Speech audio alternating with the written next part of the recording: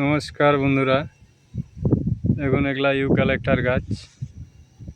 চারিদিকে ফসলের জমিতে ইউক্যালিপটাস গাছ। এই গাছের উপকারিতা বা অপকারিতা সম্বন্ধে কিছু কথা বলবো আজকে। এই গাছ খুব দ্রুত বৃদ্ধি হয় এবং এর কাঠেরও প্রচুর চাহিদা। এছাড়াও এই গাছের পাতা থেকে রাসায়নিক তেল তৈরি হয়, যা বিভিন্ন রকম ওষুধে ব্যবহৃত হয়। এই গাছের ক্ষতিকারক উপাদানই বেশি। এই গাছ মাটির প্রচুর গভীরে গিয়ে জল শোষণ করে, যার ফলে অনাবৃষ্টির সৃষ্টি হচ্ছে।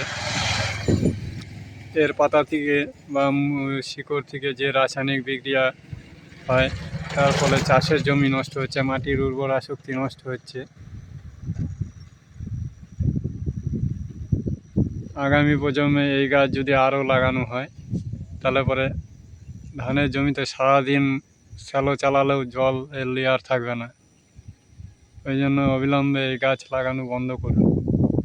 পরিবেশের ভারসাম্যতা বজায় রাখার জন্য এই গাছ অবিলম্বে লাগানো বন্ধ করুন, নাহলে ভবিষ্যতে চাষের জমি আর চাষের যোগ্য থাকবে না।